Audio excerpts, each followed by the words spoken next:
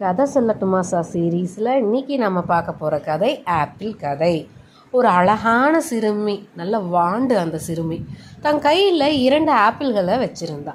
அங்கே வந்து அவளோட அம்மா, நீ 2 ஆப்பிள் வச்சிருக்கியேடி, எனக்கு ஒன்று கொடு என்றாள் விளையாட்டாக. தன் தாயை ஒரு வினாடி பார்த்த அந்த சிறுமி பின் உடனே ஒரு ஆப்பிளை கடித்து விட்டாள். பின் உடனே 2வது ஆப்பிளையும் கடித்து விட்டாள். தாயின் முகம் சிரிப்பு இருந்தது போய் உறைந்து போனது. அடடா, நம்ம விளையாட்டாக தானே கேட்குறோம், நம்ம பாப்பா பாரு இப்படி பண்ணிட்டாலே, ஏன் இப்படி இருக்கா, யாருக்கு கொடுக்கக்கூடாதுன்னு அப்படின்னு சொல்லி நினைக்கிறாங்க. தன் ஏமாற்றத்தை வெளிப்படுத்த முடியாமல் அந்த தாயும் தவிக்கிறாங்க. உடனே அந்த சிறுமி தாயிடம், அம்மா இந்த ஆப்பிள் தான் இனிப்பாக இருக்குது, நீ இதை எடுத்துக்கோங்க என்று சொல்லி இனிப்பான ஆப்பிளை நீட்டினாள். நீங்கள் யாராக வேணால் இருங்க, உங்கள் அனுபவம் எவ்வளோ வேணால் இருக்கட்டுங்க, உங்களோட அறிவு ரொம்ப பெரிய அறிவாக கூட இருக்கலாம், ஆனால் ஒருவரை பற்றி கணிப்பது கொஞ்சம் சற்று தள்ளி போட்டு கணிக்கவும்.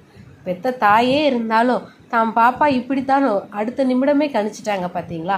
எப்பவுமே உடனுக்குடனே கணிச்சோம் அப்படின்னா அது எல்லா நேரமும் சரியாக இருக்காது. ஒருவரை முதல்ல கணிக்கிறதே விட்டுறணும். அப்படியே கணிக்கிறது அந்த இடத்துல உங்களுக்கு தேவைனாலும் உடனுக்குடனே கணிக்காதீங்க.